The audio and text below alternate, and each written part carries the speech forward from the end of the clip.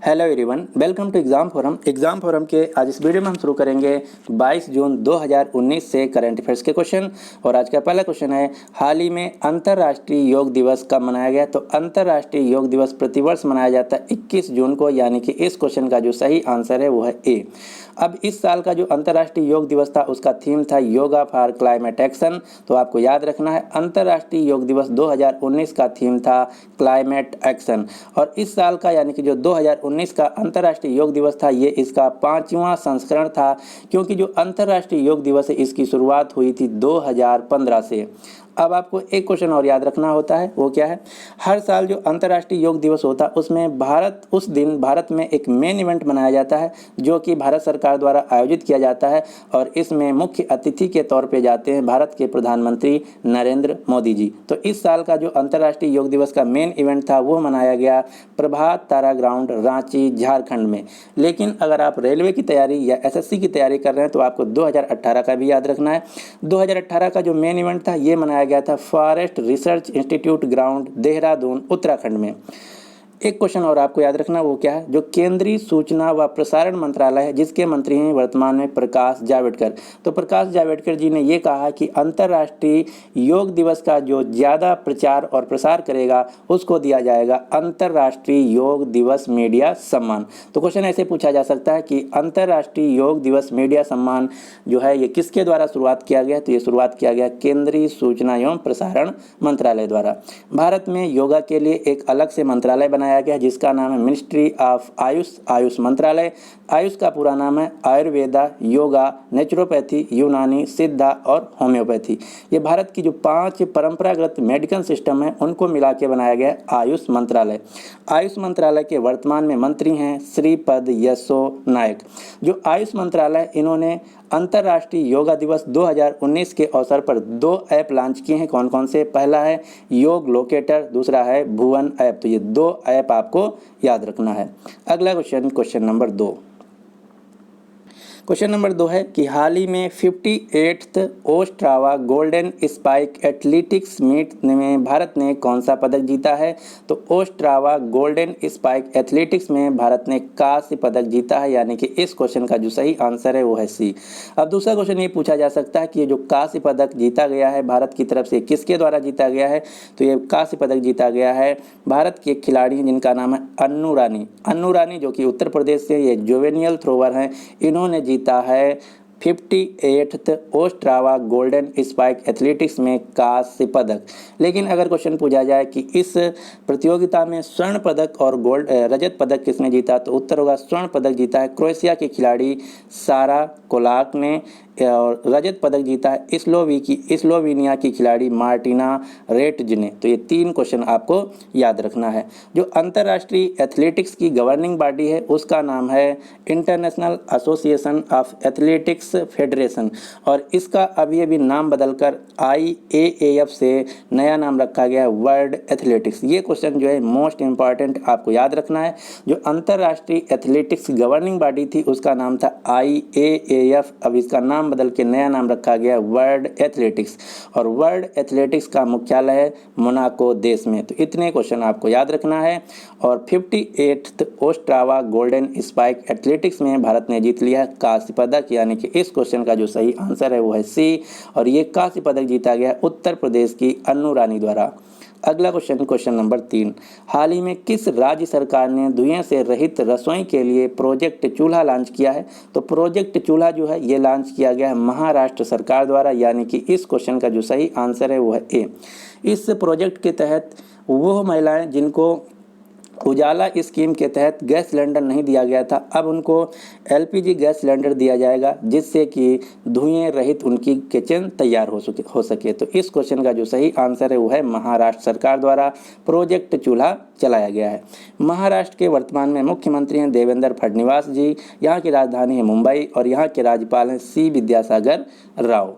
अगला question number 4। हाल ही में विश्व संगीत दिवस 2019 कब मनाया गया? तो विश्व संगीत दिवस प्रतिवर्ष मनाया जाता है 21 जून, यानी कि इस क्वेश्चन का जो सही आंसर है वो है बी। और इस साल का जो विश्व संगीत दिवस था इसका कोई थीम नहीं था।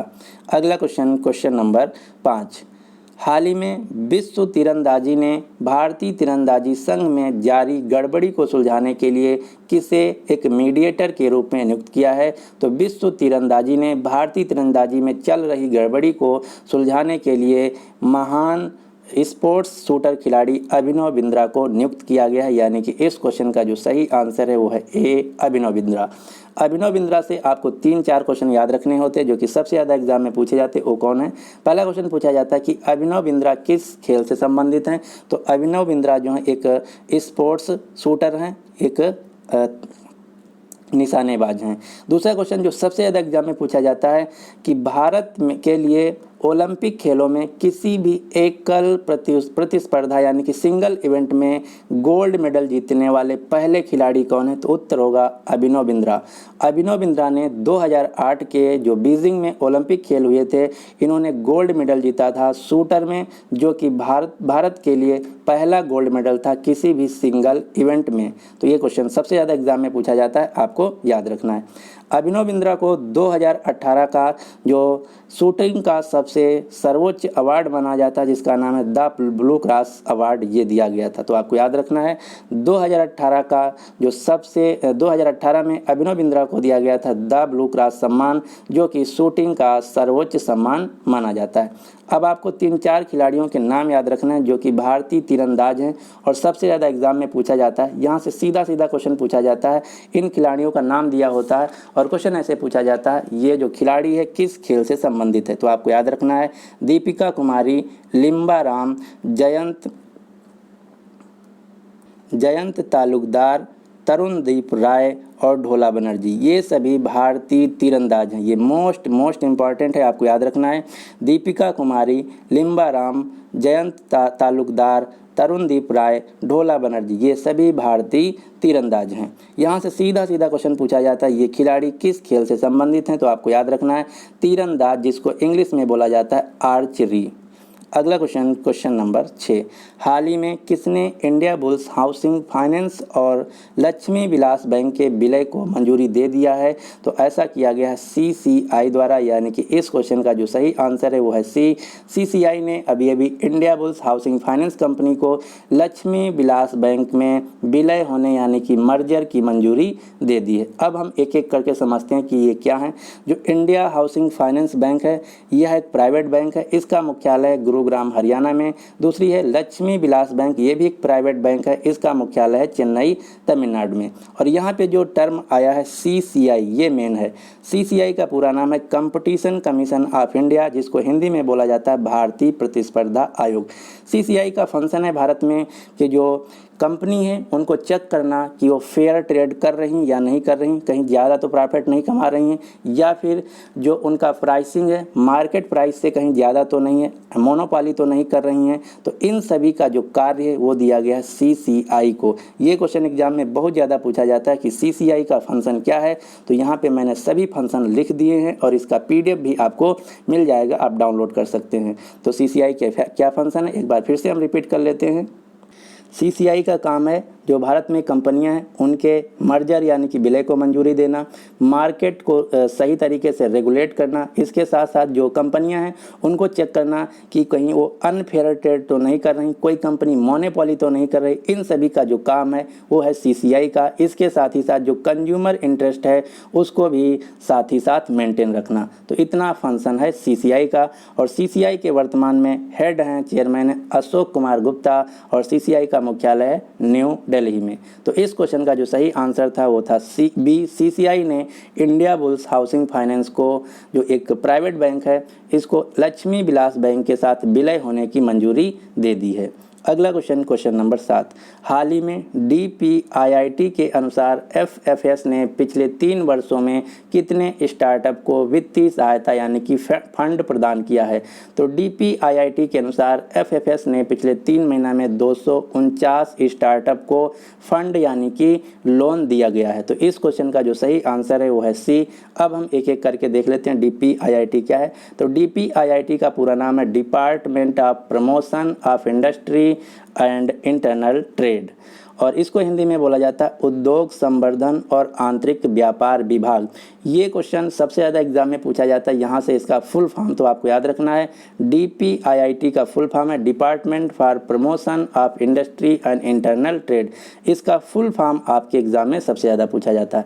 दूसरी जो यहाँ संस्था थी जिसका नाम था FFS, इसका हिंदी और अंग्रेजी में सेम नेम है, फंड फॉर स्टार्टअप। जो स्टार्टअप के लिए लोन प्रोवाइड किया जाता है उसके लिए जो संस्था बनाई गई है उसका नाम है FFS। और पिछले 3 महीना में DPIIT के अनुसार फंड फॉर स्टार्टअप जो संस्था है इसने 249 स्टार्टअप्स यानी कि नए बिजनेस को लोन दिया है। अगला क्वेश्चन नंबर 8, भारतमाला परियोजना के तहत 2022 तक कितने किलोमीटर के राष्ट्रीय राजमार्गों के निर्माण किया जाएगा? तो भारतमाला जो परियोजना है इसके तहत 2022 तक भारत में टोटल 35,000 किलोमीटर राष्ट्रीय राजमार्ग का निर्माण किया जाएगा, यानी कि इस क्वेश्चन का जो सही आंसर है वो है ए। अब आपको एक क्वेश्चन और याद रखना, वो क्या है? वर्तमान में भारत के जो सड़क परिवहन एवं राजमार्ग मंत्री हैं उनका नाम है नितिन गडकरी, जो कि नागपुर महाराष्ट्र से लोकसभा सांसद हैं। नितिन गडकरी के पास सड़क परिवहन एवं राजमार्ग मंत्रालय के साथ ही साथ सूक्ष्म लघु और मध्यम उद्योग मंत्रालय भी है, जिसको इंग्लिश में बोला जाता है micro small and medium enterprise. तो ये 2 क्वेश्चन आपको याद रखना है। और भारतमाला परियोजना के तहत 2022 तक भारत में 35,000 किलोमीटर राष्ट्रीय राजमार्ग का निर्माण किया जाएगा। अगला क्वेश्चन नंबर 9, हाल ही में टेक महिंद्रा ने किस एयरलाइंस कंपनी के केबिन और कार्गो डिज़ाइन के लिए समझौता किया है? तो टेक महिंद्रा जो कि भारत की IT कंपनी है, इन्होंने एयरबस जो कि एक एयरलाइंस है इसके साथ समझौता किया है। जो एयरबस जो कंपनी है इसके अगले कुछ वर्षों तक केबिन तथा कार्गो डिज़ाइन की निर्माण करेगा। तो इस क्वेश्चन का जो सही आंसर है वो है ए, एयरबस। टेक महिंद्रा ने एयरबस के साथ समझौता किया है कि जो एयरबस के केबिन और कार्गो डिज़ाइन है इसकी जो संपूर्ण डिज़ाइन है ये करेगी टेक महिंद्रा कंपनी। तो इस क्वेश्चन का जो सही आंसर है वो है ए। अब हम एक एक करके दोनों कंपनियों के बारे में जान लेते हैं। टेक महिंद्रा जो कि भारत की एक IT कंपनी, इसके साथ ही BPO कंपनी, इसके साथ ही जो इंजीनियरिंग सॉल्यूशन होते हैं उनके लिए भी टेक महिंद्रा कंपनी है। टेक महिंद्रा के वर्तमान में CEO हैं CP गुरनानी, और टेक महिंद्रा का मुख्यालय पुणे महाराष्ट्र में। पुणे जो शहर है ये मुथा नदी के किनारे स्थित है। पुणे से आपको 2 क्वेश्चन याद रखना है। क्या? जो 2019 के खेलो इंडिया यूथ गेम्स हुए थे वो हुए थे पुणे शहर में। इसके अलावा जो भारत का उल्लू महोत्सव मनाया गया था ये भी पुणे शहर में मनाया गया था। तो इतने क्वेश्चन आपको याद रखना है। जो दूसरी कंपनी है यहाँ पे एयरबस एयरलाइंस। जो एयरबस एयरलाइंस ये नीदरलैंड की एक एयरलाइंस कंपनी है। तो इस क्वेश्चन का जो सही आंसर है वो है ए, एयरबस। अगला क्वेश्चन नंबर 10, हाल ही में किस कोल्हापुरी चप्पल को क्वेश्चन कुछ उल्टा हो गया। हाँ, क्वेश्चन ऐसे होगा, जो कोल्हापुरी चप्पल हैं ये जो GI टैग दिया गया है किस राज्य को दिया गया है? तो कोल्हापुरी चप्पल का जो GI टैग है ये दिया गया है महाराष्ट्र और कर्नाटक राज्यों को, यानी कि इस क्वेश्चन का जो सही आंसर है वो है सी। जो कोल्हापुरी चप्पल हैं ये महाराष्ट्र के कोल्हापुर जो ज़िला है यहाँ सबसे पहले बनाए जाते थे। इसके साथ ही साथ महाराष्ट्र के सांगली, सोलापुर, सतारा ज़िले में भी बनाए जाते हैं, और कर्नाटक के बेलगाम, धारवाड़, बागलकोट तथा बीजापुर ज़िलों में बनाए जाते हैं। तो जो कोल्हापुरी चप्पल हैं इसका GI टैग यानी कि भौगोलिक संकेतक मिला है महाराष्ट्र और कर्नाटक राज्य को। आप में से बहुत लोगों ने कोल्हापुरी चप्पल पहने भी होंगे। ये आप जो फिगर देख रहे हैं, चित्र देख रहे हैं, ये है कोल्हापुरी चप्पल। तो आपको याद रखना है कोल्हापुरी चप्पल का GI टैग यानी कि भौगोलिक संकेतक मिला है महाराष्ट्र और कर्नाटक राज्य को। अगला क्वेश्चन नंबर 11, हाल ही में चीन के राष्ट्रपति किस देश की यात्रा पर गए हुए हैं? तो अभी चीन के राष्ट्रपति शी जिनपिंग गए हैं उत्तर कोरिया देश के 2 दिवसीय यात्रा पर। यह क्वेश्चन बहुत ही इंपॉर्टेंट है। क्यों? क्योंकि उत्तर कोरिया को कोई भी विदेशी नेता बहुत ही कम जाता है। आप पिछले 20 वर्षों में कोई भी न्यूज़ नहीं सुने होंगे कि इस देश का राष्ट्रपति या प्रधानमंत्री उत्तर कोरिया को गया हुआ है, इसलिए क्वेश्चन इंपॉर्टेंट हो जाता है। चीन के राष्ट्रपति शी जिनपिंग 2 दिन के यात्रा के लिए गए हैं उत्तर कोरिया को, यानी कि इस क्वेश्चन का जो सही आंसर है वो है ए, जो उत्तर कोरिया है इसके तानाशाह हैं किम जोंग उन, और जो उत्तर कोरिया देश है उसकी राजधानी प्योंगयांग, और उत्तर कोरिया में जो मुद्रा चलती है उसका नाम है नॉर्थ कोरियन वॉन। और जो चीन के राष्ट्रपति हैं शी जिनपिंग, इनको अभी अभी जो किर्गिस्तान देश है उसके द्वारा किर्गिस्तान का सर्वोच्च राष्ट्रीय पुरस्कार दिया गया था जिसका नाम है मानस order of the first degree. तो ये 2 क्वेश्चन आपको याद रखना है।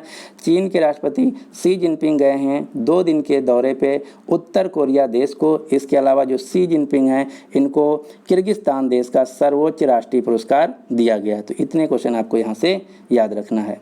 अगला क्वेश्चन नंबर 12, हाल ही में किस क्रिकेटर ने कनाडा की ग्लोबल T20 लीग के 2019 सीजन में टोरंटो नेशनल के लिए खेलने का करार किया है? तो ये ऐसा किया गया है युवराज सिंह द्वारा, यानी कि युवराज सिंह जो क्रिकेटर हैं ये कनाडा की ग्लोबल T20 2019 का जो सीजनल मैच होगा टोरंटो नेशनल टीम के लिए खेलेंगे। तो इस क्वेश्चन का जो सही आंसर है वो है ए युवराज सिंह। लेकिन आपको ध्यान रखना है जो युवराज सिंह है इन्होंने अभी अभी अंतर्राष्ट्रीय मैचों से संन्यास ले लिया है। तो ये जो कनाडा देश की उसी देश में खेली जाने वाली प्रतियोगिता है जिसका नाम है कनाडा की ग्लोबल T20 लीग, उसमें खेलेंगे। लेकिन जो भारत के अंतर्राष्ट्रीय मैच होंगे अब उसमें युवराज सिंह नहीं खेलेंगे क्योंकि भारत के जो अंतर्राष्ट्रीय मैच हैं उनसे युवराज सिंह ने संन्यास ले लिया है। और ये जो खेलने जा रहे हैं ये कनाडा देश की कनाडा के अंतर्गत ही प्रतियोगिता है। कनाडा जो कि उत्तरी अमेरिका महाद्वीप का एक देश है, इसके प्रधानमंत्री हैं जस्टिन ट्रूडियो। कनाडा की राजधानी ओटावा, कनाडा में जो मुद्रा चलती है उसका नाम है कनाडियन डॉलर। अब आपको कनाडा से एक क्वेश्चन याद रखना, वो क्या है? कनाडा देश ने ये कहा कि वर्ष 2021 तक जो सिंगल यूज होने वाली प्लास्टिक है उसको बैन कर दिया जाएगा। ये क्वेश्चन मोस्ट इंपॉर्टेंट आपको याद रखना है। कनाडा देश ने कहा है कि 2021 से जो सिंगल यूज यानी कि एक बार प्रयोग होने वाली प्लास्टिक है उसको बैन कर देगा। तो इस क्वेश्चन का जो सही आंसर है वो है ए युवराज सिंह कनाडा की ग्लोबल T20 लीग के सीजन 2019 के लिए टोरंटो नेशनल टीम के लिए मैच खेलेंगे। एक बात और, कल मैं आप सभी से कहा था कि जो हमारा वीडियो होता है उस पर लाइक बहुत कम आते हैं, आज कम से कम 1000 लाइक कर देना। तो कल सभी लोगों ने कम से कम 1100 से ज़्यादा लोगों ने लाइक किया था। तो आप उन सभी लोगों को थैंक यू, धन्यवाद जिन्होंने लाइक किया है, और जिन्होंने नहीं किया उनको भी थैंक यू, शायद वो आज कर दें। तो आज का हमारा टारगेट है कि आज का जो वीडियो है इस पर कम से कम 1200 लाइक आएँ। तो आप सभी से उम्मीद है कि इस वीडियो को लाइक करेंगे अगर अच्छा लग रहा है, क्योंकि अगर लाइक करते हैं तो उससे हमको पता चलता है कि आपको वीडियो अच्छा लग रहा है या नहीं लग रहा है। अगर आपको अच्छा नहीं लगता तो डिसलाइक भी कर सकते हैं, कोई ज़रूरी नहीं है कि लाइक ही करें। तो अगर आपको अच्छा लगता है तो लाइक कीजिए, नहीं अच्छा लगता है तो डिसलाइक कीजिए, जिससे हमको पता चले कि कैसा आपको वीडियो लग रहा है। लेकिन आज का जो टारगेट है मिनिमम 1200 लाइक होना चाहिए। तो उम्मीद करते हैं कि कम से कम 1200 लोग जरूर लाइक करेंगे। तो आज का क्वेश्चन क्या है? किस राज्य द्वारा देश का पहला कौशल विश्वविद्यालय स्थापित किया जाएगा? तो इस क्वेश्चन का जो सही आंसर है तो आपको नीचे कमेंट बॉक्स में देना होगा। अगर आप इसी प्रकार डेली ये वीडियो देखना चाहते हैं तो हमारे चैनल को सब्सक्राइब करके नोटिफिकेशन बेल को ऑन रखिएगा, जिससे कि जैसे मैं वीडियो अपलोड करूं तुरंत आपको मैसेज पहुंच जाए। So finally thanks for watching and good luck for your exam.